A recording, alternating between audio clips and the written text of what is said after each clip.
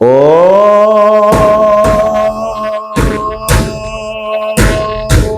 হরি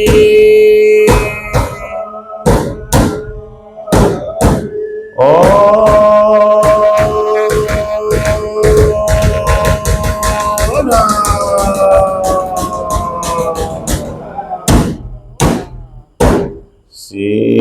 শ্রীমন্ত শংকর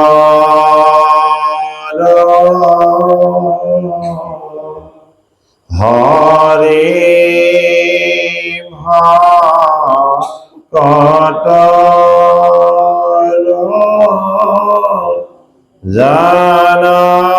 জানদেন কল্প তরু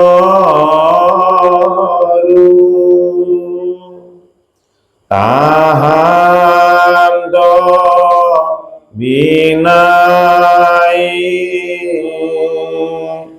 নাই নাই নাই আমার পরম গুরু রাম আমার পরম গুরু ও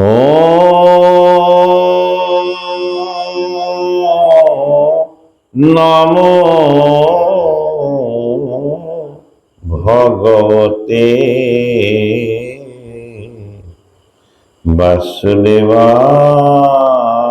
বাসুদেবায়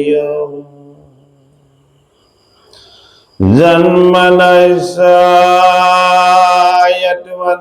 यदितरते चरते सविज्ञतरत् तेने ब्रह्मादिना यदि कवये मुह्यन्ति यत्सुराय तेजो वर्मिदं यथा विनिमयो यद्दति सग्गो मिषा धन्नासेनास्यदनिरस्तकुहकं सत्यं परं धीमहि धर्मपूजिता कैतववस्तु परमो निमत्सु शरणं सतं वेदं वास्तवमत्र वस्तु शिवदं तपत्रयोमूलम् श्रीमद्भागवते महामुनि कृते किंवा पुरुषेश्वरः चैद्रोर्हृदि अवरुद्धते यत्किटिवे सुषुवे तत्क्षणात् निगमाकल्पतरु गलितं फलं सुखमुखदं मृडादवासंयुतं पियत भगवतं रसमलयं मुहुर्मुहुरसिका भुवि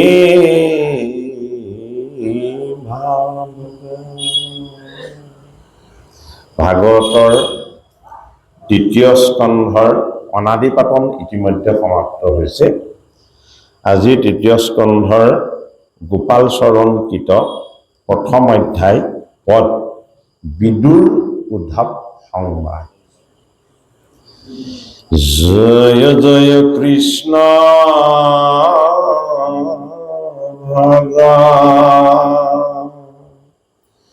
भगवदला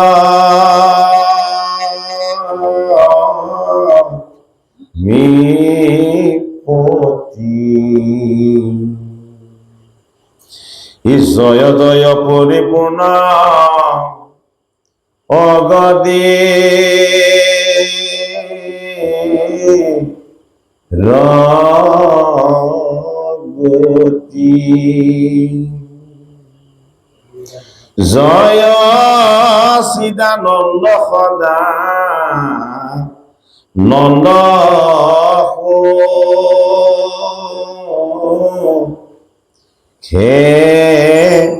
खेरुती ব্রহ্মা মহেশাদি যার পদে রে নতি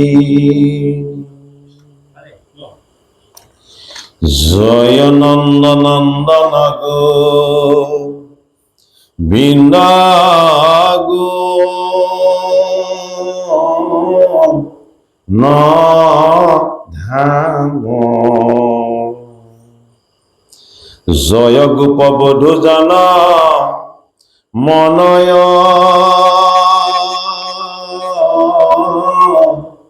হে রাম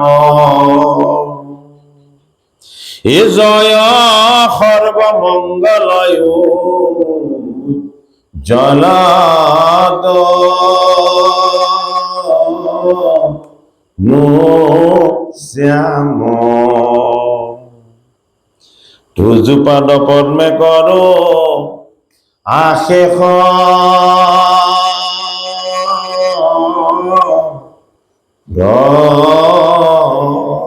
নাম হে নমো নমো হরে কোটি ব্রহ্মাণ্ড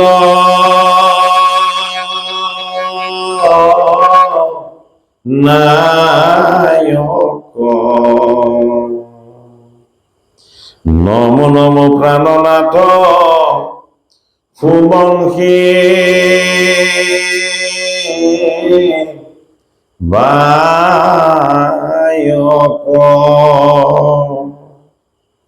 হে নমো মহেশ্বর কন্দর পরদর হারি প্রণাম গোপাল গোবর ধনগী রে ধারি এ মোর নিজ ইষ্ট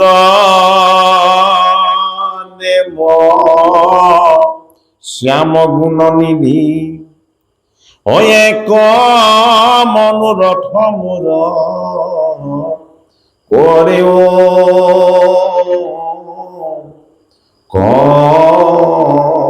সিদ্ধি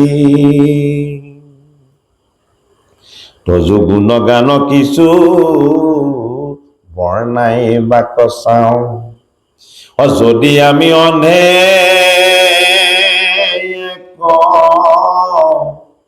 কৃপা দৃষ্টি পাও তেবে সেও ৰচিবে পাৰো হে মই ৰাতিৰ মোহ হয় আৰু ইটো শিভাগ তৰ কথা গৃহ হয় এতেকে সেইটো জোপাৱে কৰো নিবেদন হে কৰিব উদয় নাথ হেতু গুণগান জয়তি কমলাসন হে নায়ক জয়তি অজয়তি যোগিন মুনি মহা মতি হে জয়তি কমলাসন নারদ জয়তি অজয়তি যোগিন শুক মুনি মহা মতি অজয় ঋষি মৈত্রেয় দূৰ হৰিপৰ অজয় দিন প্ৰেণ কৃত বংশ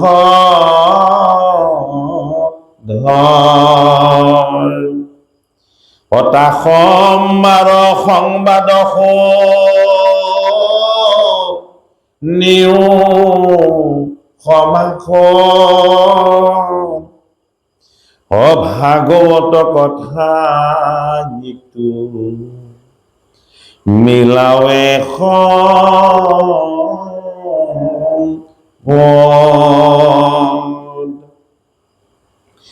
আছিলন্ত চিদামোদৰ মহাসন্ত হে ভাগৱত শাস্ত্ৰ মাত্ৰ সদা শুনিলন্ত পৰম কাৰুণময় প্ৰেমৰ মূৰ্তি অজাক দেখি পাপী হব হেলভিল মুকুতি ভকতিৰ হাত পাতি লন্ত কৃপা কৰি অতনু এৰি চলি গলা বৈকুণ্ঠ গৰি অতান নিজ কিংকৰ ৰম সাধু হয় দানিকো হৰি গুণ সত্যে পৱৰ ত্ৰয় অতা সম্বাৰ বচন কৰি শিৰোগত তৃতীয় স্কন্ধৰ পদ কৰিব কত গোপাল চৰণ শংকৰী যুগৰ শ্ৰেষ্ঠ এজন বৈষ্ণৱ কবি আছিলে। তেখেতে ভাগৱতৰ তৃতীয় স্কন্ধৰ বিদুৰ উদ্ধৱ সংবাদৰ পৰা মূল সংস্কৃত ভাগৱতৰ কথাখিনি পদবন্ধে ৰচনা কৰিছে। ইয়াৰ আগলৈকে আমি তৃতীয় স্কন্ধৰ সৃষ্টি ৰহস্যৰ যিখিনি আমি পদ বা কথা পালোঁ, সেইখিনি জগতগুৰু শ্ৰীমন্ত শংকৰদেৱ গুৰুজনাই প্ৰণয়ন কৰিছে। শংকৰৰ সান্নিধ্য লাভ কৰি সেই সময়ৰ এই শুদ্ধ বৈষ্ণৱসকলেও ভকতসকলেও হৰিৰ চৰণ ভাগৱতৰ পদ নিবন্ধনৰ দ্বাৰা সেৱা কৰিব বিচাৰিছে। সেইবাবেই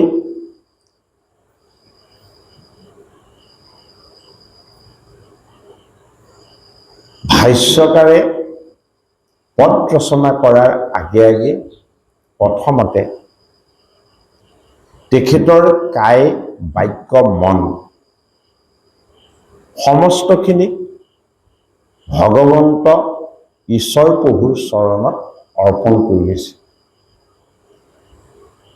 সেইবাবে তেখেতে পদৰ প্ৰতি প্ৰথম যি কেইশাৰী পদ নিবন্ধন কৰিছে, প্ৰত্যেক শাৰী পদৰ প্ৰাৰম্ভ কৰিছে জয় বুলি। জয় বুলি প্ৰাৰম্ভ কৰিছে। প্ৰথম পদ ঘোষিছে জয় জয় কৃষ্ণ ভগৱন্ত লক্ষ্মীপতি, জয় জয় পৰিপূৰ্ণ উগতিৰ অগতি। ভগৱান কৃষ্ণৰ এটা নাম লক্ষ্মীপতি, ভগৱান কৃষ্ণৰ এটা নাম দৈৱকী নন্দন, ভগৱান কৃষ্ণৰ এটা নাম গোপী কৃষ্ণ। প্ৰত্যেক নামৰ লগত ঈশ্বৰৰ আধ্যাত্মিক তত্ত্ববিলাক সংযোগ হৈ আছে। সেইটো কাৰণেই ভগৱন্তৰ তেওঁ যিমান নাম স্মৰণ কৰিছে, প্ৰত্যেক নামৰ প্ৰাৰম্ভত জয় জয়কাৰ ঘোষণা কৰিছে। যদিহে ভগৱন্ত কৃষ্ণৰ যদি জয় জয় ঘোষণা কৰিব পৰা যায়, তেতিয়া আমি তিনি গুণত থকা জীৱবিলাকো হৰিৰ এই পবিত্ৰ গুণ কীৰ্তন আৰু উপাসনাৰ দ্বাৰা আমিও গুণমুক্ত হৈ যাব পাৰোঁ। যিদৰে পানীৰে সৈতে যদি জুইত জ্বলাবলৈ পানীত যদি আমি জুই গৰম কৰিবলৈ চেষ্টা কৰোঁ, পানীখিনি জুইত ডাইৰেক্ট ঢালি দিব নোৱাৰে। যদি প্ৰত্যক্ষভাৱে জুইত পানী গৰম হওক বুলি ঢালি দিয়া যায়, তেতিয়াহ'লে জুইকুৰাহে নুমাই যাব। পানীক গৰম কৰিবৰ কাৰণে সদায় এটা পাত্ৰ লগত লাগে। পাত্ৰটোত ভৰাই লৈ পানী যাতে লিক নহয়, সৰকি নাযায়, সম্পূৰ্ণ এয়াৰ প্ৰুফ কৰি জুইত সেই পাত্ৰটো পাতি তাত পানীখিনি গৰম কৰা হয়। হয়নে বাৰু? পানীখিনি প্ৰত্যক্ষভাৱে কোনোদিন গৰম নহয়। পানীখিনি সদায় গৰম হয় পৰোক্ষভাৱে। পাত্ৰটোক জুয়ে গৰম কৰে আৰু পাত্ৰটোৱে পানীখিনি গৰম কৰে। গতিকে ভগৱানৰ জয় জয়কাৰ, ভগৱন্তৰ উপাসনা, ভগৱন্তৰ কথা শ্ৰৱণ কীৰ্তন কৰি লাভ কৰা আনন্দ, হয়নে? আমি কি আমাৰ এই শৰীৰটো, কাইটো, এইটো নশ্বৰ বস্তু, এইটো ক্ষয়শীল বস্তু। ই ঈশ্বৰৰ কাৰণে চিন্তা কৰাৰ আচলতে ইয়াৰ একো শক্তি সামৰ্থ্য নাই। ই জন্ম হওঁতেই, ভূমিষ্ঠ হওঁতেই পৃথিৱীখন ফালি সি কান্দিব বিচাৰে, তাৰ ভোক পিয়াহ লাগে, হয়নে বাৰু? তাৰ পাছত যেতিয়া ক্ৰমান্বয়ে বাঢ়িবলৈ আৰম্ভ কৰে, ই পোহৰ সন্ধান কৰিব, শব্দৰ সন্ধান কৰিব, হয়নে বাৰু? জীৱৰ ধৰ্ম, ই বাহিৰৰ ফালে বস্তুবিলাক সন্ধান কৰাত লাগি যায়, হয়নে বাৰু? ভগৱন্তৰ এই জয় জয়কাৰে আমি বাহিৰৰ ফালে যে বস্তুৰ সন্ধান কৰি আছো, এই সন্ধান আমাৰ আত্মাৰ ফালে কৰি দিব। যিদৰে পাত্ৰটোক গৰম কৰি পানীখিনি উতলোৱা হয় বা গৰম কৰা হয়, সেইদৰে ভগৱন্তৰ গুণ নাম যশ শ্ৰৱণ কীৰ্তন কৰি আমাৰ এই অপবিত্ৰ পাত্ৰটোকো ঈশ্বৰৰ অগ্নিমন্ত্ৰ পবিত্ৰতাৰে সৈতে আমি শুদ্ধ কৰি ল'ব পাৰোঁ। সেইটো কাৰণে উদাহৰণটো তেনেকে দিয়া হ'ল যে ভাগৱত শ্ৰৱণ কীৰ্তন কৰিলো কি লাভ হ'ব, ভগৱানৰ নাম ললো কি লাভ হ'ব, এনেই সময়হে নষ্ট হ'ব। তেনেকে কোৱা মানুহৰ সংখ্যাও কম নহয়, গতিকে তেনেকে কোৱা মানুহৰ সংখ্যাও কম নহয়, হয়নে বাৰু? সেইটো কাৰণে যি তেনেকে কয় আমি তাৰ লগত প্ৰতিবাদ কৰাৰ প্ৰয়োজন নাই। কিন্তু আমি এই ভাগৱত অমৃত পান কৰি আমি যে ঈশ্বৰ সুখৰ এক পৰমাৰ্থিক আনন্দ লাভ কৰিব পাৰিছো, আমাৰ নিজৰে যে এক গভীৰ আত্মসন্তুষ্টি লাভ কৰিছে, এই কথাটো আমাৰ নিজৰ অনুভৱলৈ আহিব লাগিব। যে এই কথাটো যদি আমাৰ অনুভৱলৈ আহিবলৈ হয়, কবিয়ে পদ নিবন্ধন কৰাৰ আগত তেওঁ হৃদয়ৰ ঈশ্বৰজনক জগাই লৈছে যে হে মোৰ লক্ষ্মী স্বৰূপা এই দেহটোক ধাৰণ কৰা লক্ষ্মীপতি আত্মা। লক্ষ্মী কি? লক্ষ্মী হল আমাৰ এই পঞ্চভূতৰ দেহটো। দেহটো কিয় লক্ষ্মী? দেহটো চঞ্চল, লক্ষ্মীও চঞ্চল। দেহটো আহিছে কেলে? আত্মাৰূপী ঈশ্বৰক সেৱা কৰিবলৈ। সেইটো কাৰণে লক্ষ্মী মাতায়ো সদায় তেওঁৰ স্বামী পৰমাত্মাকেই সেৱা কৰে, হয়নে বাৰু? ভগৱন্তৰ চৰণ সেৱাটোৱেই হল লক্ষ্মীৰ যিদৰে কৰ্তব্য, আমিও জীৱ হৈ এই দেহটো যে পালো, এই দেহৰ দ্বাৰা কায় বাক্য আৰু মনৰ দ্বাৰা আমি ভগৱন্ত প্ৰভুৰ চৰণ সেৱা কৰাটো আমাৰো এক আধ্যাত্মিক বা ঈশ্বৰীয় কৰ্তব্য।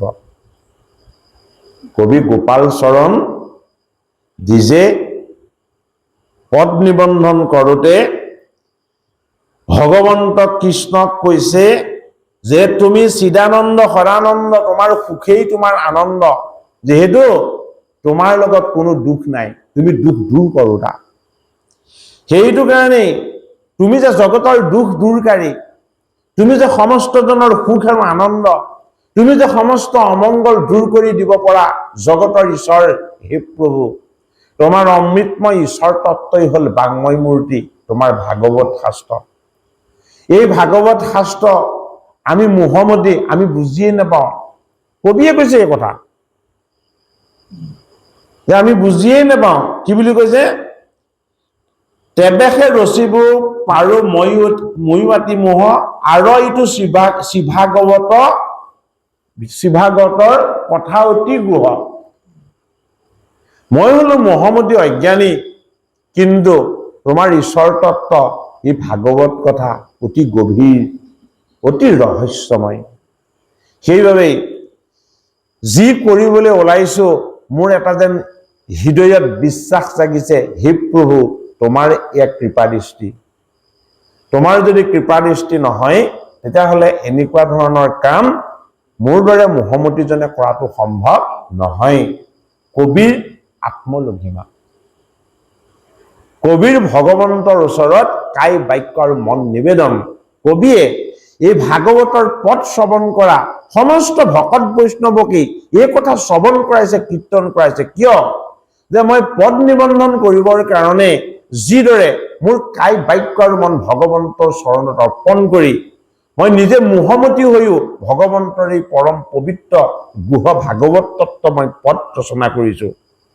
শ্ৰৱণ কীৰ্তন কৰা সকলেও মনত যাতে অহংভাৱ নানে মনত যাতে মই বুজি পালো বুলি মই জানিলো বুলি এনেকুৱা এটা ভাৱ যাতে কেতিয়াও নানে নিজকে সদায় এবাৰ ভাবি চালেই হল আমাৰ সন্মুখত যি ভাগৱত এয়া হল সীমাহীন সমুদ্ৰ এই সীমাহীন সমুদ্ৰৰ পাৰত আমি যদি শ্ৰৱণ কীৰ্তন কৰিছো আমি প্ৰত্যেকেই এটা এটা মাত্ৰ ধূলিকণা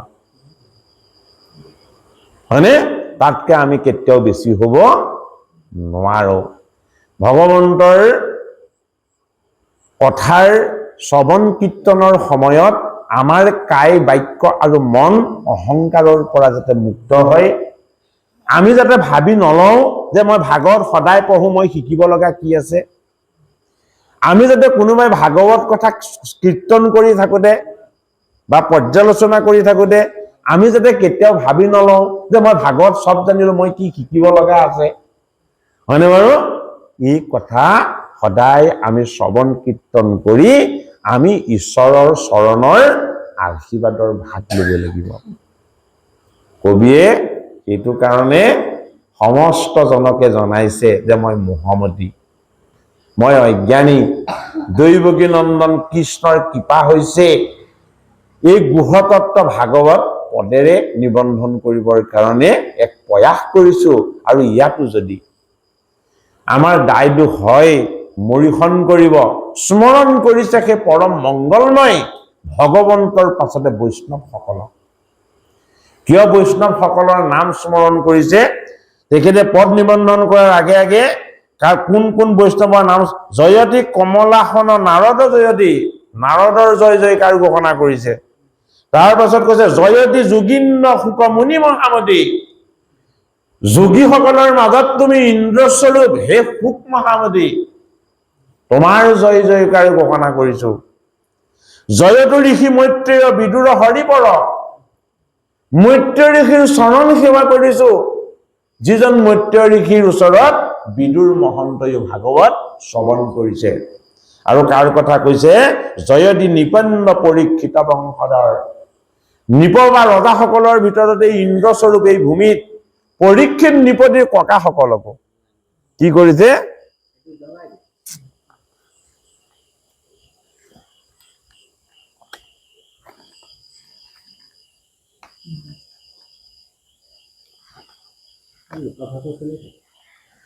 পৰীক্ষিত নিপতিৰ ককাসকলকো কি কৰিছে তেখেতে শ্ৰদ্ধা ভাৱেৰে সৈতে স্মৰণ কৰিছে এতিয়া তৃতীয় স্কন্ধৰ পদ বিদুৰ উদ্ধৱ সংবাদ আমাক আগবঢ়াইছে হে শ্ৰীমন্ত শংকৰ আদি সাধু বজত যদি পদ নিবন্ধিয়া আছৈ না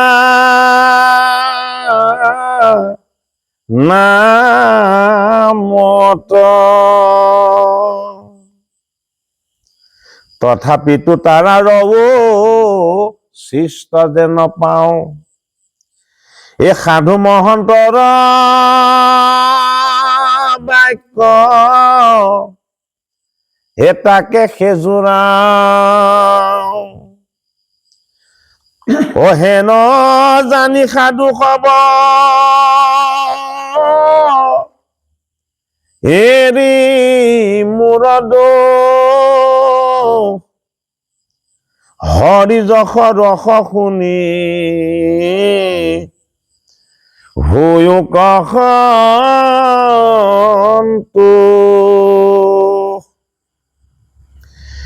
এইটো মহাভাগৱত সৰ্ববেদ সাৰ আৰু কোনো জনে অৰ্থ কহি পাৱে পাৰ তথাপিতো অন্তৰ্যামী তুমি কৃপাময় যিমতে শিকিওৱা তেনে কৰিব নিৰ্ণয় পোষণ পক্ষীয়ে যেন বাক্য ভাষা কয় তাক শুনি সৰ্বলোকে আনন্দ কৰে বিচাৰত পুনো কিছু জ্ঞান নাহি তাত মোৰ সেই পতন্তৰ কহিলো সাক্ষাৎ সিংহৰ আক্ৰান্ত দেখি মুখে কৰে তাই গৰুৰক দেখি যেন পতংগ উৰাই সেই সময়ৰ হেম সৰস্বতী ৰাম সৰস্বতী ৰত্নাকৰ দ্বিজ বিষ্ণু ভাৰতী মহেন্দ্ৰ অনন্ত কুণ্ডলী নামে এনেকে জগতগুৰু শ্ৰীমন্ত শংকৰদেৱ গোবিন্দ মিশ্ৰ এই মহান মহান কবিসকলৰ যি নিৰ্মল প্ৰয়াসত বিভিন্ন আধ্যাত্মিক শাস্ত্ৰৰ পদ ৰচনা হৈছিলে সেইখিনি তেখেতে শ্ৰৱণ কৰি শংকৰ গুৰুজনাৰ ওচৰত মাধৱ কুণ্ডলীৰ ওচৰত তেওঁ নিজকে অনুভৱ কৰে যে তেওঁলোক যদি সুপৰ্ণা স্বৰূপ গৰুৰ পক্ষী মই যেন এটা টিপচীহে সেইসকল যদি আকাশৰ উদিত একোটা সূৰ্য মানে মই যেন এটা লেম্প বা চাকিহে কবিয়ে নিজকে ইমান সূক্ষ্ম বুলি ভাবি পদ নিবন্ধন কৰিছে আৰু সেই মহান মহান যিসকল কবিয়ে ভাগৱত গীতা বা মহাভাৰত আদিৰ বিভিন্ন পদ ৰচনা কৰিছিলে সেইসকলক বা ৰামায়ণ আদি সেইসকলক অত্যন্ত উচ্চ আসনত ৰাখি লৈ ভাগৱতৰ পদ নিবন্ধন কৰিছে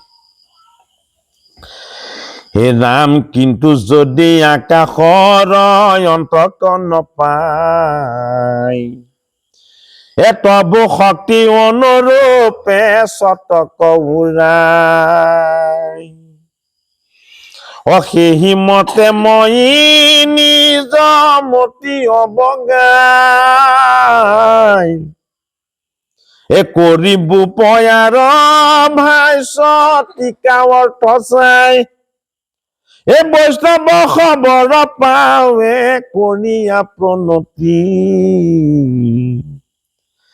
গোপাল চৰণ দীন হীন শিশুমতী নিজ গুৰু চৰণত কৰি নমস্কাৰ ভাগৱত কথা চয় কৰিব প্ৰচাৰ কৃষ্ণৰ প্ৰসাদে এইটো কথা প্ৰচাৰো শুনি সাধু সবে যেন দাস বোলে মোক এইটো কথা এহি মানে ৰহু সাম্প্ৰত ডাকি ৰাম বোলে মুখে সভা সদজত এই প্ৰথমতে স্কন্ধৰ সমস্তে অৰ্থ ছয় যেনমতে সৰ্বলোকে সুবোধে বুজয় সিকাৰণে সংক্ষেপী কহিলা মহাশয় শ্ৰীমন্ত শ্ৰীধৰ স্বামী গুৰু কৃপাময় তৃতীয় স্কন্ধৰ ইটো 33 অধ্যায় সৰ্গ নাম লক্ষণ বৰ্ণাই সমুদায়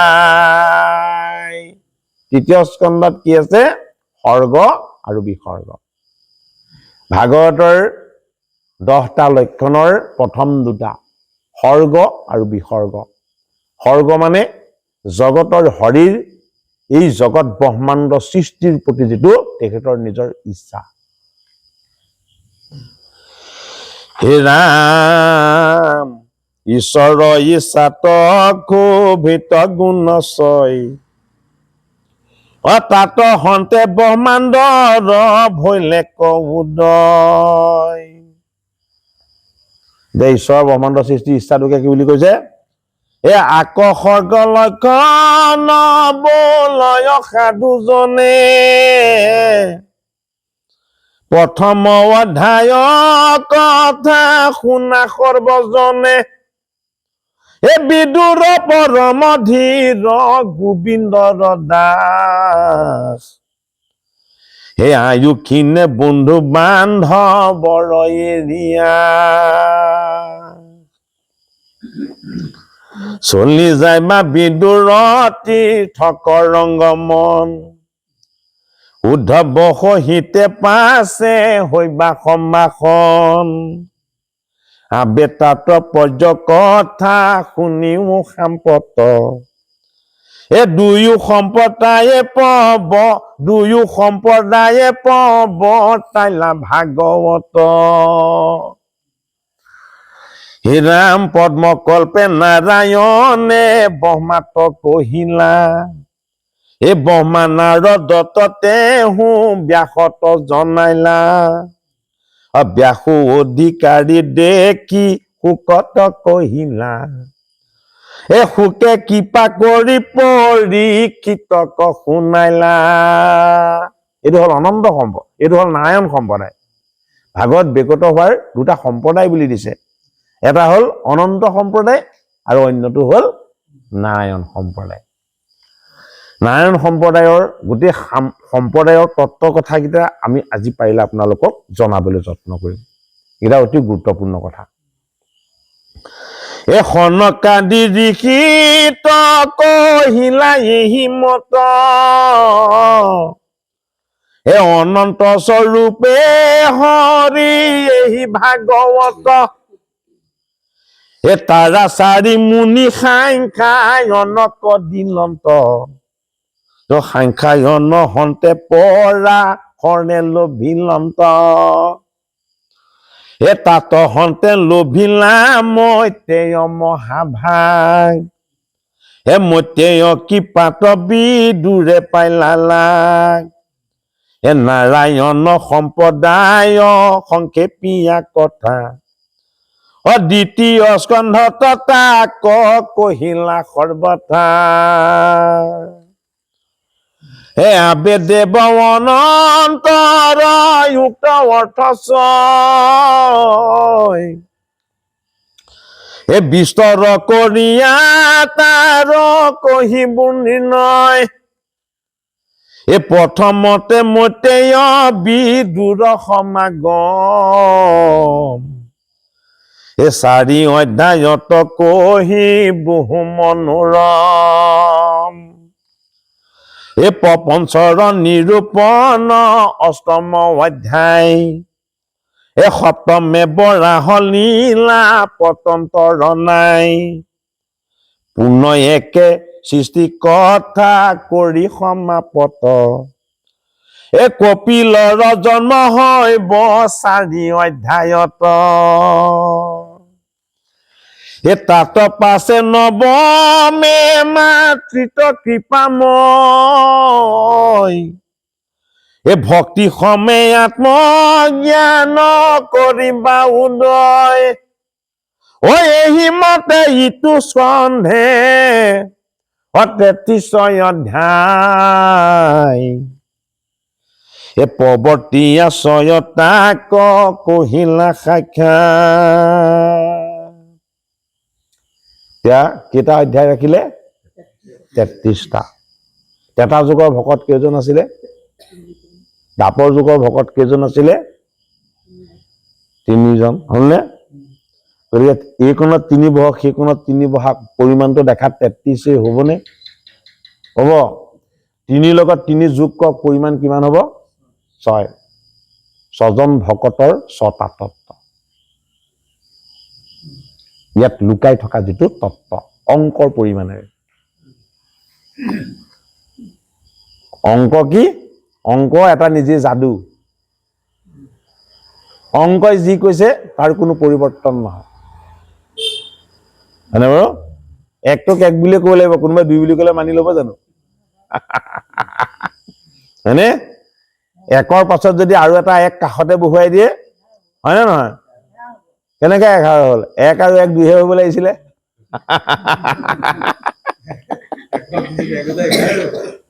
আইগৰাকী হয় না নহয় বাৰু 1 আৰু 1 আসলতে 2 হে হ'ব লাগিছিলে হয় নহয় বাৰু ঠিক আছে 1 আৰু 1 যোগ কৰিলে 2 হ'ব আৰু 1 আৰু 1 যদি বিয়োগ কৰি দিয়ে কি হ'ব 1 আৰু 1 যোগ কৰিলে একো নাথাকে এই শূন্য হ'ব হয় না বাৰু শূন্য হ'ব ৰব 1 কৰ কাষত 1 যদি ভৰাই তেতিয়া 11 হ'ব হয় না নহয় বাৰু হা অংকৰ যাদু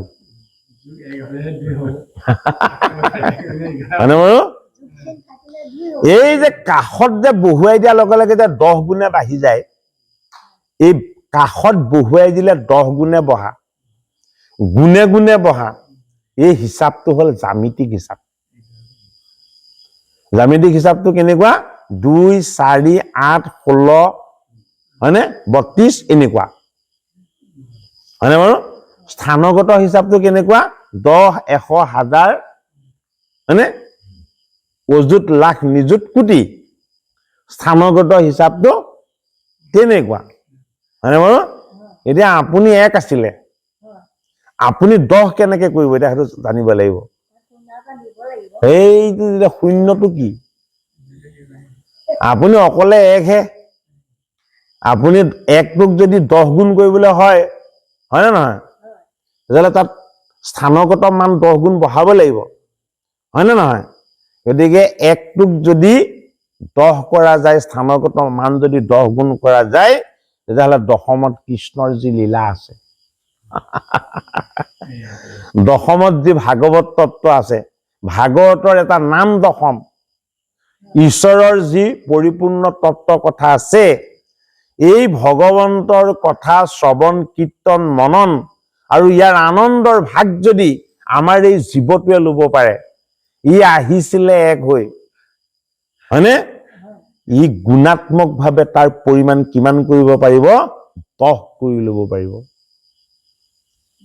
কিয় 10 হৈ গ'ল ই 10টা ইন্দ্ৰিয় লগত ঈশ্বৰে দিছে তাক দিছিল নে নাই ইয়াক 10টা ইন্দ্ৰিয় লগত ঈশ্বৰে দিছে হয়নে নহয় বাৰু এই 10টা ইন্দ্ৰিয়ক যদি অকল আপুনি বিষয়ত লগাই থাকে তেতিয়াহ'লে আপোনাৰ লগত থকা আত্মা যে আনন্দময় আছিলে এই আত্মা ঈশ্বৰে আপোনালৈ পিঠি দিব আৰু আপোনাৰ মোৰ সমস্ত জীৱনটো কি হ'ব বিষময় হ'ব এই 10টা ইন্দ্ৰিয়ক লগাব লাগিব কিহত ঈশ্বৰ সেৱাত পৰমাত্মাৰ উপাসনাত ঈশ্বৰৰ কৰ্মত ঈশ্বৰৰ ভাৱ ভক্তি আৰু উপাসনাত গৃহস্থালী কামত লগাব নহ'ব আৰু গৃহস্থালী কামত লগাব লাগিব আৰু পাৰিব গৃহস্থালী কামত বৃন্দাবনৰ গোপীসকলে যেনেকে লগাইছিলে তেনেকে লগাব লাগিব দেৱাহুতিয়ে গৃহস্থী সংসাৰ কৰি 9 গৰাকী কন্যা তুলি তালি ডাঙৰ দীঘল কৰি 9 জন শ্ৰেষ্ঠ ঋষিলে বিয়া দি শেষত ভগৱানকে পুত্ৰ ৰূপত আনিলে যদি সংসাৰ ইমান অশুদ্ধ বস্তু আছিলে যদি সংসাৰী হয় তেওঁ 9 গৰাকী কন্যা জন্ম দিয়াৰ কাৰণে তেওঁ যদি পাপ হৈছিলে তেতিয়াহ'লে ভগৱান কপিল ৰূপত তেওঁ কোলালে কিয় আহিলে? আমি যি সংসাৰত বাস কৰিছো এই সংসাৰখন উপবিত্ৰ নহয়। এই সংসাৰখনক উপবিত্ৰ কৰোঁ আমি আমাৰ ভাৱনাৰ দ্বাৰা, আমাৰ চিন্তনৰ দ্বাৰা, আমাৰ কৰ্মৰ দ্বাৰা আৰু আমাৰ অজ্ঞানৰ দ্বাৰা। ভাগৱত শ্ৰৱণ কীৰ্তন কৰিব লাগিব। কীৰ্তন দশম ঘোষা ৰত্নাৱলী শ্ৰৱণ কীৰ্তন কৰিব লাগিব, সৰ্বদা কৰিব লাগিব। 24 ঘণ্টাৰ অলপ সময় কৰিলেই হ'ব।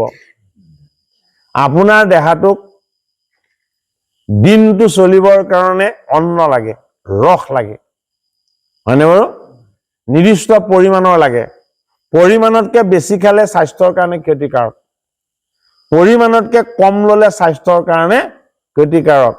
কিন্তু ভগৱানৰ ভক্তিৰ কথাটো বিপৰীত। ভক্তি যিমানেই নকৰে কিয় পৰিমাণ সদায় কমিহে যায়, বাঢ়ি নাযায়। ভক্তি যিমানে নকৰাকে থাকিব সিমানে আপুনি ভাবিব যে মোৰ ভক্তি ধেই হ'ল।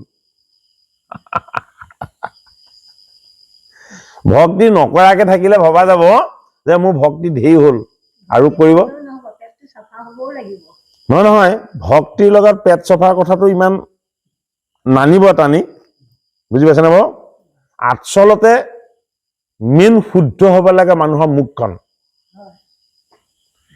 মুখেৰে যদি কোনোবাই বেয়া পোৱাকে যি টি কথা কয় তেতিয়াহ'লে সেই পাত্ৰটো বৰ অপবিত্ৰ পাত্ৰ, সেই পাত্ৰটো বেয়া পাত্ৰ, গম পাইছেনে বাৰু? সেইটো কাৰণে মানুহে প্ৰথম অনুশীলন কৰিব লাগে বাক্য শুদ্ধিৰ। বাক্য শুদ্ধ কেনেকে কৰিব? কবিয়ে পদ নিবন্ধন কৰাৰ আগত জয় জয়কাৰ জয় জয়কাৰ ঘোষণা কৰিছে। কাৰ? কেৱল পৰমাত্মা। পৰমাত্মাৰ জয় জয়কাৰ ঘোষণা কৰোতে কৰোতে আমাৰ উপবিত্ৰ বেয়া বাক্যবিলাক আমাৰ পৰা আঁতৰি পৰমাত্মাৰ পবিত্ৰ বাক্যবিলাক আমাৰ মুখলৈ আহিব। সেইটো কাৰণে এতিয়া ভাগৱতৰ বাক্যমৃত কৃপায়ে সিঞ্চিয়া প্ৰতিনিত, মানে ভগৱন্তৰ মুখ্য ৰূপটো কি? বাক্য। সেইটো কাৰণে বাক্যক শব্দক ব্ৰহ্ম বুলি কোৱা হয়। আমাৰ বাংময় মূৰ্তিৰ প্ৰতিষ্ঠা হয় ঈশ্বৰ ৰূপত, বাক্যকেই উপাসনা কৰা হয় ভগৱত ৰূপত। সেইটো কাৰণে যদি আমি ভক্তি কৰিবলৈ আগবাঢ়িছো বাক্য শুদ্ধ কৰিব লাগিব। বাক্য তেতিয়ালৈকে অশুদ্ধ হ'ব যেতিয়ালৈকে আপুনি লোৱা অন্ন শুদ্ধ নহব। অন্নৰ পৰা ৰস হয়, ৰসৰ পৰা আমাৰ ইন্দ্ৰিয়টো চলে। যদি আমাৰ দেহটোৱে উপবিত্ৰ অশুদ্ধ তামসিক অন্ন বেছিকে লয় তাৰ পৰা আমাৰ দেহলৈ তমগুণী ৰস প্ৰবাহ হ'ব। তমগুণী ৰসৰ দ্বাৰা আমাৰ মন চিন্তন তমগুণলৈ যাব। সেইটো কাৰণে ভক্তি মাৰ্গত বহুতখিনি কথাই আমি পালন কৰিবলগীয়া আছে। সেইখিনি আজি আৰু আমি বিশেষ ক'বলৈ যত্ন নকৰোঁ। আপোনাক সবে জানিছে সেইখিনি। হে ৰাম হে বিস্তৰি কৰিয়া তাক কৃপাময়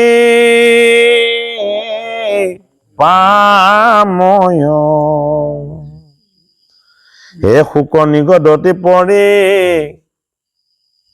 ক্ষিতম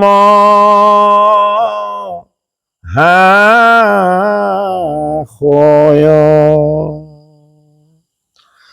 ও তুমি জীবাই আমাৰ প্ৰভু চিলায়ৰ সচয় হে আত পূৰ্ব কথাই ক শুনাম হাসয়।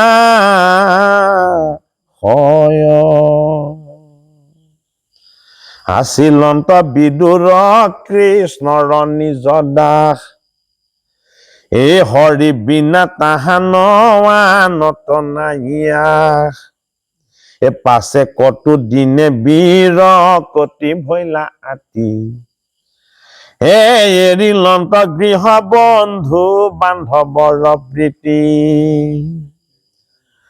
যদি সেইটো গৃহ এৰি বাক যোগ্য নয় বন্ধ কৰি দিওঁ জাতু এহি ভগৱন্ত নিবাস কৰয় তোমাৰ আৰু দূত হুইয়া জান্ত মহেশ্বৰ অধৃত ৰাষ্ট্ৰে শতকাৰ কৰন্ত বিষ্ট পাছে দুৰ্যোধন নিপতিৰ গৃহ এৰি গৈলন্ত বিদুৰ গৃহে গোবিন্দ সাদুৰী প্ৰাৰ্থনা বিনয়ে তাত থাকা গৈয়া হৰি যিহেতু মুহুৰ বুলি মনে আশা ধৰি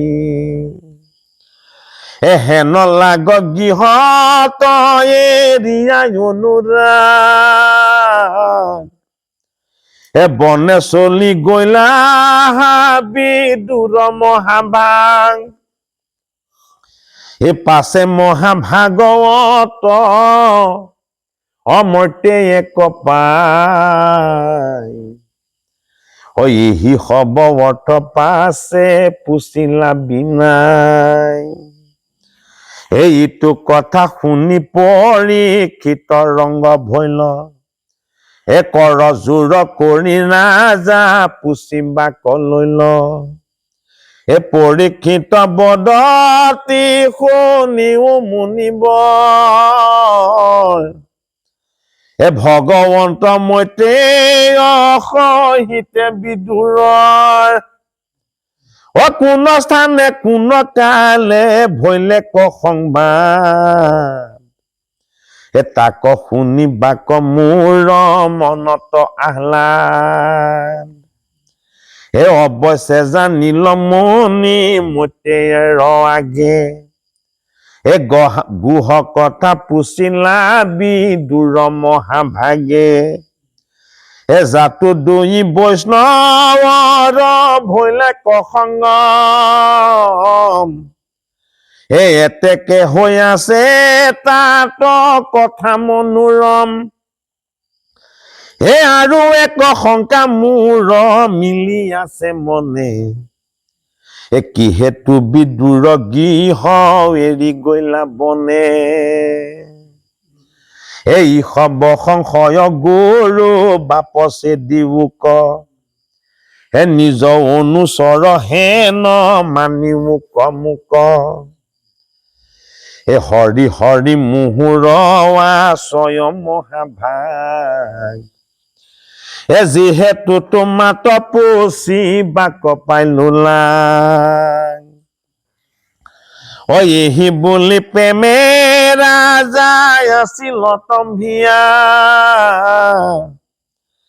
কৃষ্ণ পাদ পদ্ম দুই মনে আলিঙ্গিয়া নিগদতি সুত শুনি উক পৰীক্ষি ঋষি ছয় এহি মতে ৰাজা যে বে কৰিলা বিনয় ভাগৱত শাস্ত্ৰ আমি কেনেকে বুজি পাম ইয়াৰ যিটো কথন শৈলী শাস্ত্ৰ ভাগৰ যিটো প্ৰকাশ শৈলী এইটোৱেই অতি পাক লগা কথাখিনি কৈ আছে কাক মূল তত্ত্ব কথাখিনি কৈ আছে নৈমিষ ক্ষেত্ৰত সেই কথাটো বাৰে বাৰে কৈ আছে আমাক নৈমিষ ক্ষেত্ৰত কাক কৈ আছে 28,000 সৌনক আদি ঋষিক বৰ ডাঙৰ তত্ত্ব কাৰণত কৈছে এই কথাটো ঋষিক কিয় ভাগৱত কৈছে ঋষিসকলে যজ্ঞ কৰি বেদৰ তন্ত্ৰ মন্ত্ৰ আদি শ্ৰৱণ কৰি কীৰ্তন কৰি দান তপ ব্ৰত যজ্ঞ আদি প্ৰতিপালন কৰি তেওঁলোকৰ কায় বাক্যমন শুদ্ধ কৰি ৰাখিছিলে শুদ্ধ পাত্ৰত পবিত্ৰ বস্তু পৰিব লাগিব মানে ঋষিসকল সাধনময় আছিলে তেওঁলোকৰ মাৰ্গ যি নহওক কিন্তু তেওঁলোক সাধক আছিলে এই সাধক ঋষিসকলে অন্তিমত যজ্ঞ কৰি কৰি যেতিয়া বিফল হ'ল, কলিকিত মলৰ পৰা তেওঁলোক যেতিয়া মুক্ত হ'ব নোৱাৰিলে, তেওঁলোকে মৰিব নাজানিলো বুলি যেতিয়া গম পালে, হয়নে, তেতিয়া সূতক মাতি আনি সত্ৰ পাতি কৈছে, আমাক পৰীক্ষিতে যি কথা শ্ৰৱণ কৰি সপ্তম দিৱসতেই মুখ্য সুখৰ আনন্দ ললে, আমাকো সেই মুখ্য সুখ লাগে। মানে বাৰু ব্ৰহ্মচৰ্য, গাহস্থ, বানপন্থ আৰু সন্ন্যাস বা মুখ্য। মুখ্যটো একেবাৰে শেষত, চতুৰাশ্ৰমৰ চতুৰ্বৰ্গৰ মুখ্যটো হ'ল একেবাৰে শেষত। অৰ্থাৎ যদি তাৰমানে এটা ধাৰণা সোমাই আছিলে ঋষিসকলৰ মনত যে মৃত্যুৰ আগত মুখ্য নহয়, মুখ্যটো শেষত, বোলে কেতিয়া হ'ব, মৃত্যু হলেহে মুখ্য হ'ব। প্ৰথমটো কি, প্ৰথমটো ব্ৰহ্মচৰ্য। ব্ৰহ্মচৰ্য মানে হ'ল ব্ৰহ্মক আচৰণ কৰা। ব্ৰহ্মচৰ্য মানে পৰম ব্ৰহ্মক আচৰণ কৰা। পৰম ব্ৰহ্মক আচৰণ কৰাৰ অনুশীলনটো যদি শুদ্ধ হয়, তেতিয়া কি হ'ব পাৰে, এটি জীৱ সংসাৰ আশ্ৰমত প্ৰৱেশ হ'ব পাৰে, যাক কোৱা হয় কি, গাহস্থ। শুদ্ধ ব্ৰহ্মচৰ্য পালন নকৰাকে কেতিয়াও গাহস্থ শুদ্ধ হ'ব নোৱাৰে। এতিয়া শুদ্ধ ব্ৰহ্মচৰ্যনো কি? আপুনি কওক আকৌ।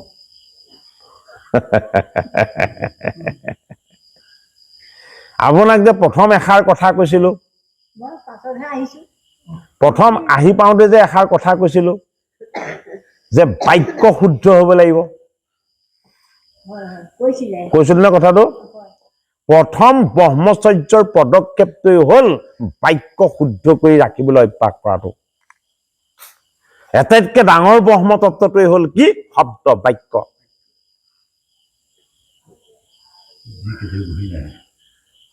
ৰাম, কাৰ সাধ্য আছে?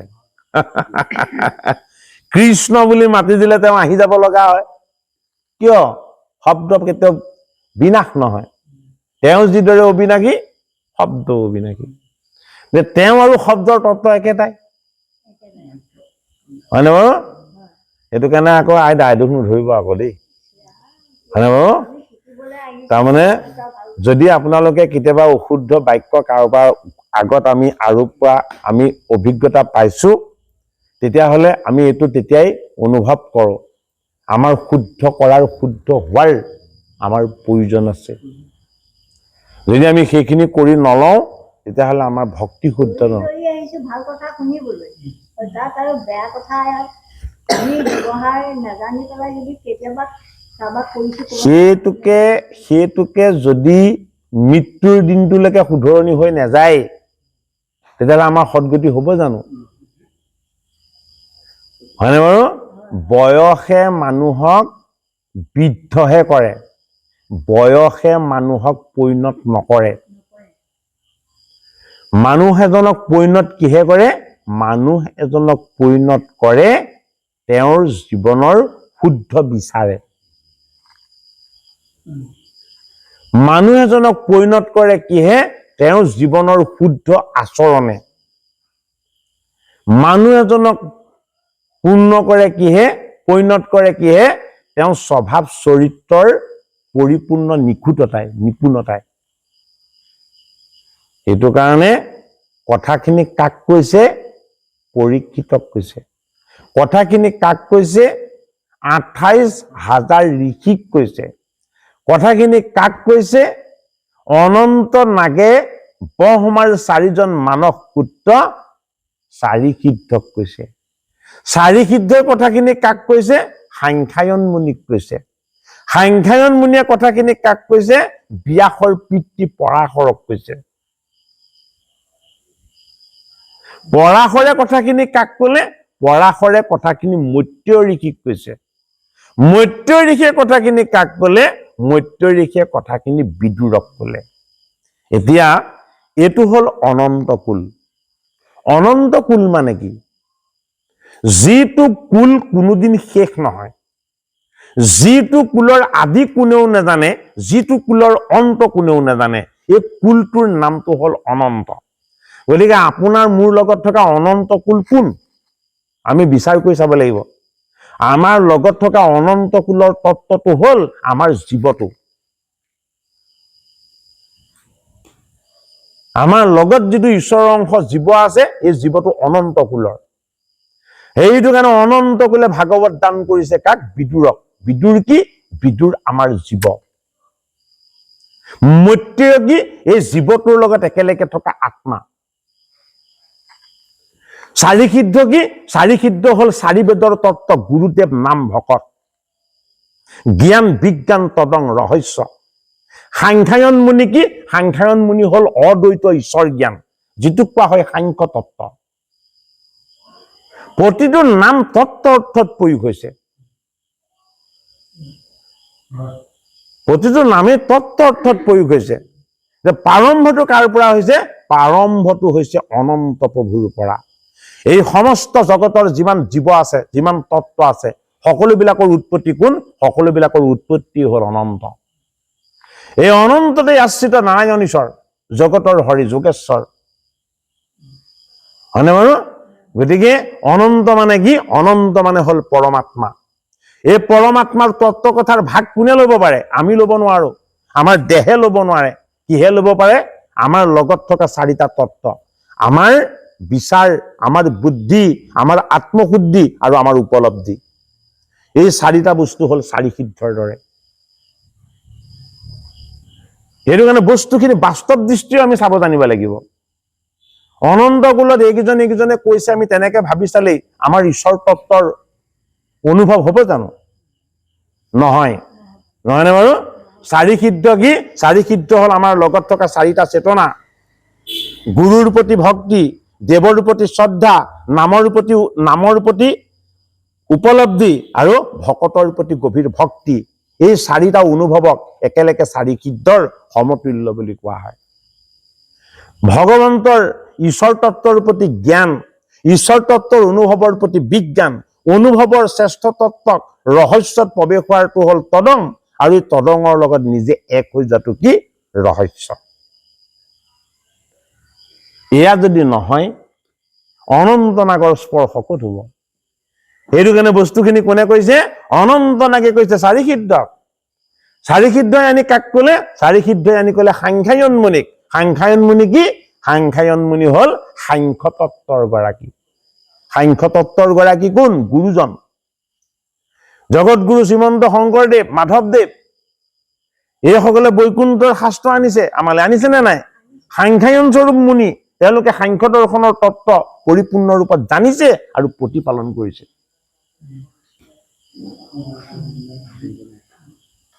হয়নে বাৰু? সাংখ্যায়নে কাক দিছে? সাংখ্যায়নে দিছে পৰাশক।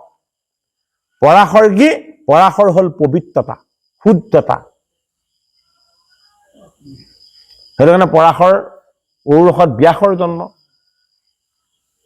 মৎস্যগন্ধাৰ দুৰ্গন্ধ দূৰ কৰি দিলে, সত্যৱতী কৰি পেলালে। পৰাশৰ মানে কি? আমাৰ লগত থকা পবিত্ৰতা, শুদ্ধতা, নিৰ্মলতা। এই বস্তুবিলাকে সত্যৱতী স্বৰূপ সত্য শুদ্ধ ঈশ্বৰ তত্ত্বৰ অনুভৱক জাগ্ৰত কৰিব পাৰে। এয়া হল অনন্ত সম্প্ৰদায়। অনন্ত সম্প্ৰদায়ৰ আৰম্ভ হৈছে অনন্তৰ পৰা, সমাপ্ত হৈছে বিদুৰত।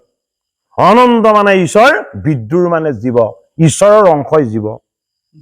মাজৰ খিনি কি? মাজৰ খিনি হল ঈশ্বৰৰ পৰিপূৰ্ণ তত্ত্ব। তাৰ পাছত কি দিছে? তাৰ নাৰায়ণ সম্প্ৰদায়। নাৰায়ণ সম্প্ৰদায়ত কি দিছে? নাৰায়ণ সম্প্ৰদায়ৰ পৰা ভাগৱত পাইছে। জগতৰ হৰি নাৰায়ণক যেতিয়া ব্ৰহ্মাই তপস্যা কৰিছিলে, তপোময় সাধনাত যেতিয়া বৈকুণ্ঠ দৰ্শন হৈছিলে, বৈকুণ্ঠ দৰ্শনত যেতিয়া তেওঁ বৈকুণ্ঠপতিক দেখা পাইছিলে, বৈকুণ্ঠপতিয়ে তেতিয়া তেওঁক কি দিছিলে? জ্ঞান বিজ্ঞান তদং ৰহস্য। ৰামায়ণ, মহাভাৰত, ভাগৱত আদি সমস্ত পুৰাণ, আৰু কি দিছিলে? চাৰি বেদ। এই সমস্তখিনি বৈকুণ্ঠ দৰ্শনৰ পাছত ভগৱন্ত প্ৰভুৱে ব্ৰহ্মাক আশীৰ্বাদ ৰূপত দিছিলে। সেইটো কাৰণে প্ৰত্যক্ষভাৱে নহয়, সাধনাৰ দ্বাৰা পৰোক্ষভাৱেহে পাইছে। কোনে? সৃষ্টিকৰ্তা ব্ৰহ্মাই। সৃষ্টিকৰ্তা ব্ৰহ্মাই প্ৰত্যক্ষভাৱে দিছিলে। কাক? তেওঁৰ পুত্ৰ নাৰদক। অৰ্থাৎ পিতৃৰ পৰা পুত্ৰই লাভ কৰিব পাৰে কি? ঈশ্বৰ জ্ঞান। ব্ৰহ্মাৰ পুত্ৰ হল নাৰদ, হয়নে? নাৰদে ঈশ্বৰ জ্ঞান পালে। আনি কাক দিলে? আনি দিলে ব্যাসক, টিকালজ্ঞ ঋষি বেদব্যাসক, হয়নে? বেদব্যাস কোন? বেদব্যাসৰ লগত, টিকালজ্ঞ ঋষি বেদব্যাসৰ লগত নাৰদৰ বংশগত সম্বন্ধ আছে। কাৰণ নাৰদ ব্ৰহ্মাৰ পুত্ৰ। ব্ৰহ্মাৰ পানৰ পৰা জন্ম হৈছে বশিষ্ঠ। বশিষ্ঠৰ পুত্ৰ হল পৰাশৰ। পৰাশৰৰ পুত্ৰ হল শক্তি। বশিষ্ঠৰ পুত্ৰ হল শক্তি। শক্তিৰ পুত্ৰ হল পৰাশৰ। পৰাশৰৰ পুত্ৰ হল বেদব্যাস। আৰু সেইজন ব্ৰহ্মাৰে পুত্ৰ নাৰদ। একেই ঈশ্বৰৰ তত্ত্ব, হয়নে নহয়? সকলো হৰিময়, হয়নে নহয়? গতিকে নাৰদে আনি দিলে বেদব্যাসক। বেদব্যাসে কি কৰিলে? ভাগৱত শাস্ত্ৰ অকল সেইবাৰ প্ৰণয়ন কৰাই নহয়, ভাগৱত শাস্ত্ৰ প্ৰণয়ন কৰাৰ লগতে তেওঁ পানৰ পুত্ৰ শুকক সেইবাৰ পঢ়াইছে, তত্ত্বখিনি অনুভৱ কৰাইছে। আৰু শুক কি? শুক হল দিগম্বৰ, যোগেন্দ্ৰ। তেওঁ যোগী, মহাযোগী। সংসাৰৰ বিষয়ে তেওঁ স্পৰ্শ নকৰে, সদায় দিগম্বৰ, গাত কোনো বস্ত্ৰ নাথাকে। এই শুকদেৱ আত্মাৰূপ হৈ গৈছে। কি থাকি? দেহ থাকি। সত্যতে জন্ম হৈছে। কলিৰ সন্ধ্যাত পৰীক্ষিতক ভাগৱত কীৰ্তন কৰি শুনাইছে। তেতিয়াও তেওঁ 16 বছৰীয়া আৰু কলিৰ সন্ধ্যাটো 16 বছৰীয়া। যি বস্তুৰ হ্ৰাস নহয়, বৃদ্ধি নহয়, সেয়া আত্মা। সেইকাৰণে শুকৰ সেইটো দেহ নাছিলে। কি আছিলে? নিৰ্গুণ আত্মা আছিলে। ভাগৱত কোনে দিব পাৰে?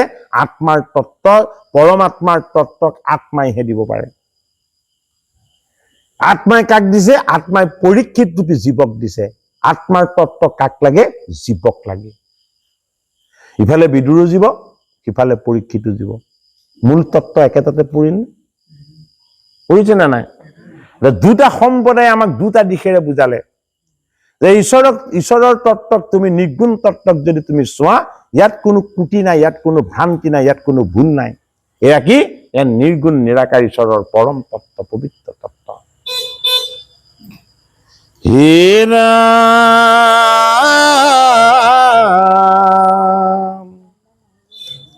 হে তুমি যিবাই আমাক পুছিলা অৰ্থ ছয়, হে আতপূৰ্ব এক কথা এক, এ শুনা মহাশয়।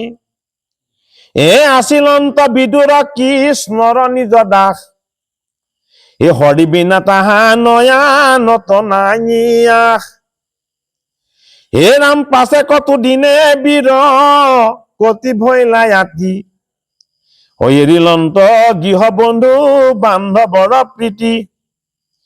হে ৰাম যদি সিটো গৃহ এৰি বাক যোগ্য নয়, হে জাতু এহি ভগৱন্ত নিবাস কৰয়।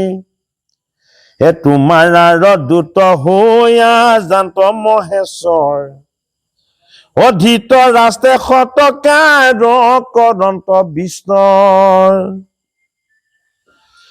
হে ৰাম পাছে দুৰ্যোধন নৃপতিৰ গৃহ এৰি, বৈলন্ত বিদুৰ গৃহে গোবিন্দ সাদৰী।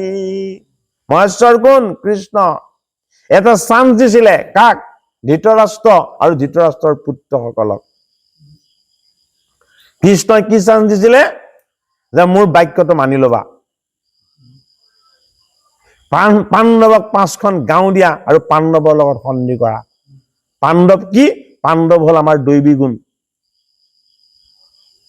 কৌৰৱ কি? কৌৰৱ হল আমাৰ আসুৰী বৃত্তি। আসুৰী বৃত্তি আৰু দৈবিক গুণবিলাকৰ কেতিয়াও এক হব নোৱাৰে বুলি আমাক ভাগৱতে দেখুৱালে। প্ৰথম অষ্টম স্কন্ধত দেখুৱালে কি? আসুৰী বৃত্তি আৰু দৈবিক গুণ একেলগ হব পাৰে।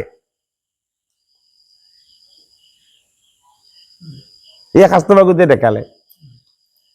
সেইটো কাৰণে দৈবী বৃত্তি আৰু আসুৰী বৃত্তি একেলগ হব নোৱাৰে বুলি কৃষ্ণই দেখালে। কৃষ্ণই নিজে দুধ হৈ গল, বুজালে কৌৰৱক, হয়নে? 100 ৰান্ধনিৰ যোগেদি 100 ব্যঞ্জন ৰন্ধাইছিলে দুৰ্যোধনে। আৰু যেতিয়া দুৰ্যোধনে ক'লে যে সেই গোৱালৰ ল'ৰা, তোমাক ভোজন কৰাবৰ কাৰণে মই বহুত যত্ন কৰি অন্ন প্ৰস্তুত কৰি ব্যৱস্থা কৰিছো, অন্নমুঠি লৈ যাবা। কৃষ্ণই হাঁহি হাঁহি কৈছে, মই আজি ভগৱান হৈ অহা নাই, মই আজি ঈশ্বৰ হৈ অহা নাই, মই আজি নন্দৰ দুলাল হৈ অহা নাই, মই আজি পাণ্ডৱৰ দূত হৈ আহিছো। কি বুজালে আমাক? ভগৱান যদিও জগতৰ নায়ক, জগতৰ মালিক, ভকতৰ কাৰণে তেওঁ দূত হ'ব পাৰে। সিমান কৃপা কৰিব পৰা গুণ কেৱল ভগৱান কৃষ্ণৰ আছে। মই সমস্ত জগতৰ নায়ক, মই জগতৰ মালিক, অথচ মোৰ ভকতৰ সুৰক্ষাৰ কাৰণে, শান্তিৰ কাৰণে আৰু আনন্দৰ কাৰণে মই যদি দূতো হ'ব লাগে, মই হাঁহি হাঁহি যাম। গতিকে আমাক কোনোবাই কিবা এটা অকমান বেয়াকে কলেই, বেয়াকে চালেই আমি যদি টিঙি তোলা হৈ আহো, এই ভগৱন্তৰ এই ইমান ৰহস্যময় কথা শুনি আমি সেই জ্ঞানীকে ললো নেকি? নহয়নে বাৰু? বৰ্জ্যসম হ'ব লাগিব। বোলে কি, যিদৰে শিলত যিমান শিল নপৰক, চপৰা নপৰক, ফৰমুটি নপৰক, অক্ষয় হৈ সি একে ঠাইতে ৰৈ থাকিব। আপোনাৰ যদি স্বভাৱ, আচৰণ, চৰিত্ৰ, চিন্তা সদায় সৎ হৈ আছে, বেলেগে আপোনাক যিমান বেয়া নকওঁ, যিমান বেয়া নেভাবক, আপোনাক কেতিয়াও স্পৰ্শ কৰিব নোৱাৰে। ভাগৱত শাস্ত্ৰই আমাক সেই বিচাৰটো ল'বলৈ দিছে। আমি যাতে নিজে সদায় নিৰ্মল হৈ থাকিব পাৰো। এতিয়া বিদুৰ কি? বিদুৰ আমাৰ জীৱটো। দুৰ্যোধন কি? আমাৰ লগত থকা অহংকাৰ। দুঃশাসন কি? আমাৰ লগত থকা হিংসা। ধৃতৰাষ্ট্ৰ কি? আমাৰ অজ্ঞান আৰু অবিদ্যা। গান্ধাৰী কি? এইবিলাককে সেৱা সৎকাৰ কৰি থকা ভাৰ্যা। সেইটো কাৰণে বিদুৰ ভগৱান সেই গৃহলৈ যাব, অনুভৱ দিব, কিন্তু তেওঁৰ গৃহত অতিথি নহয়। অতিথি কাৰ লগত হ'ব? ঈশ্বৰৰ অংশ শুদ্ধ বস্তু জীৱ হ'ল বিদুৰ। বিদুৰক বাসুদেৱৰ চৰণৰ বাহিৰে বেলেগ একো নালাগে, হয়নে? যদিও ধৃতৰাষ্ট্ৰ ৰজাৰ মন্ত্ৰণাৰ এটা, তেওঁ অতি সৰল সহজ জীৱন যাপন কৰে। ভোগবিলাক আৰু আনন্দত তেওঁ মতি নাই, তেওঁ মতি সদায় সত্য, ন্যায় আৰু ধৰ্মত। সেইটো কাৰণে মই দূত হৈ আহিলো। দূতৰ যেতিয়া দায়িত্ব সিদ্ধ নহল, মই কেতিয়াও তোমাৰ গৃহত এটোপা জলো ল'ব নোৱাৰো। দূতৰ কৰ্তব্য যেতিয়া মই সম্পাদন কৰিব নোৱাৰিলো, মই তোমাৰ ইয়াত এটোপাল জলো ল'ব নোৱাৰো। যদি মোৰ কৰ্তব্য সম্পাদন হলহেঁতেন, তেতিয়া মই ল'ব পাৰিলোহেঁতেন। হয়নে বাৰু? গতিকে তোমাৰ বাক্যটোকে মানি ললো বুলি কোৱাহেঁতেন, কৃষ্ণই জলপান কৰিলেহেঁতেন। হয়নে বাৰু? গতিকে আমিও আমাৰ অহং ভাৱ, জেদ এইবিলাক ত্যাগ কৰিবলৈ অভ্যাস কৰিব লাগিব, যদি ভগৱান কৃষ্ণক সন্তুষ্ট কৰিবলৈ হয়। হয়নে বাৰু? ধৃতৰাষ্ট্ৰ আৰু দুৰ্যোধনে অহং ভাৱ নেৰিলে। এই বাসুদেৱ কৃষ্ণ, তুমি জলপান কৰাৰ স্বাৰ্থত মই পাণ্ডৱক 5খন গাঁও দিবলৈ ৰাজি আছো। তেনেকে কব নোৱাৰিলে। ক'ত থাকিলেগে? যাৰ নিজৰ ঘৰ নাই, যাৰ নিজৰ ঘৰ নাই, থাকিবলৈ ঠাই নাই, সেইজন বিদুৰৰ গৃহত এখন ভগা বাঁহৰ বিচনাত বাসুদেৱ কৃষ্ণই নাক বজাই গোটেই ৰাতি শুলে। আৰু ইয়াতে কৃষ্ণ ক'লে এই গোৱালৰতে 100জন ৰান্ধনি অহংকাৰ, অহংকাৰ, অহংকাৰ। এতিয়া তাতোতো ধৰক যদিও তেওঁ যেনেকেই নবনা, কথাটোতো বিষ হৈ গ'ল নে? সেইটো আমাক শিকাইছে, হয়নে? আমি ভকত সেৱা অনুষ্ঠান এভাগ পাতিছো, ভকত 1000 আহিব, হয়নে? ৰান্ধনি আমাক 20জন লাগিব, হয়নে নহয়? আমি যদি ফেচবুকত, মোবাইলত, আমাৰ অনুষ্ঠানত চাওকচোন 20জন ৰান্ধনিয়ে ৰান্ধি আছে ভকতে খাবলৈ, হয়নে? কিহৰ প্ৰয়োজন আছে? ঈশ্বৰ সেৱা তেনেকে প্ৰচাৰ কৰি ৰজগুণী কৰাৰ ব্যৱস্থা নেকি? ঈশ্বৰ সেৱা আত্মাৰ বস্তু, হয়নে? যিমান গোপনে সূক্ষ্ম ভাৱে কোনেও নজনাকে কৰিব পাৰে, গোপী কৃষ্ণক পাই যাব, হয়নে? ভক্তিটো সদায় আত্মামুখী, প্ৰচাৰমুখী হ'ব নালাগে। বেলেগ বস্তু প্ৰচাৰমুখী হওক, সেইটোকে দেখুৱাই থৈছে কৃষ্ণই।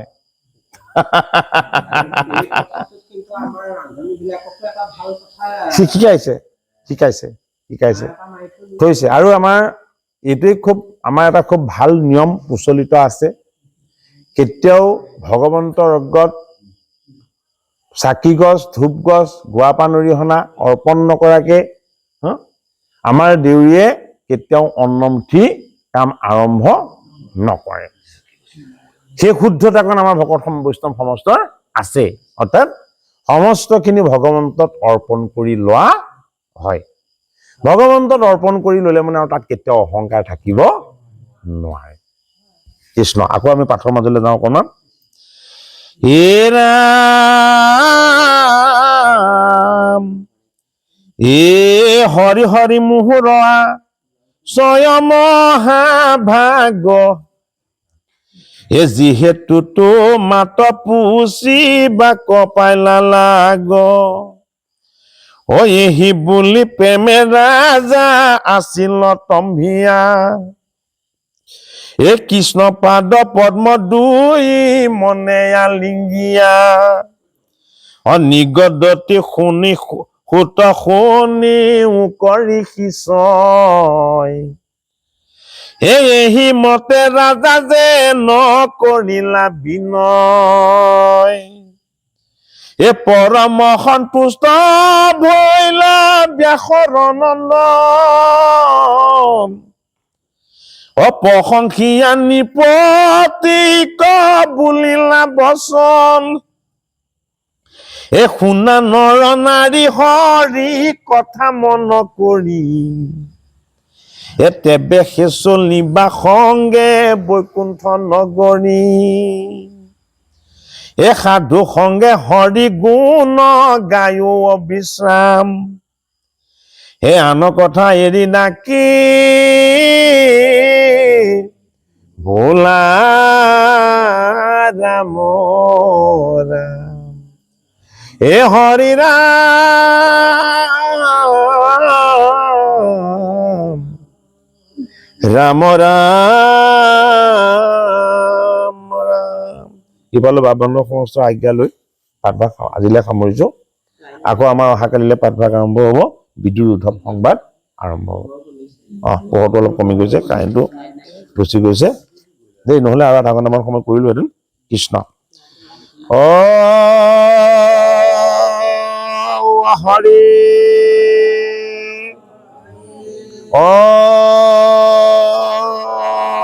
ৰাম জয় ৰাম জয় নাৰায়ণ জয় কৃষ্ণ জয় জগত গুৰু শ্ৰীমন্ত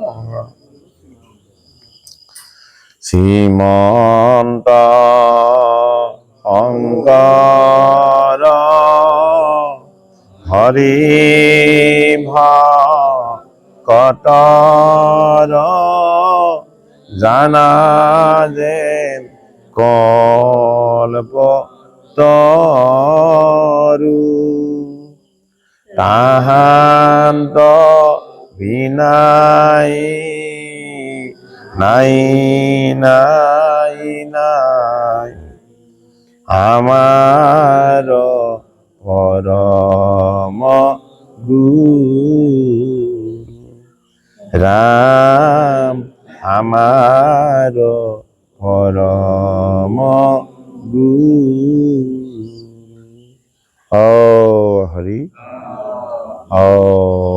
ৰাম নম নাৰায়ণ নম নাৰায়ণ কৃষ্ণ কৃষ্ণ।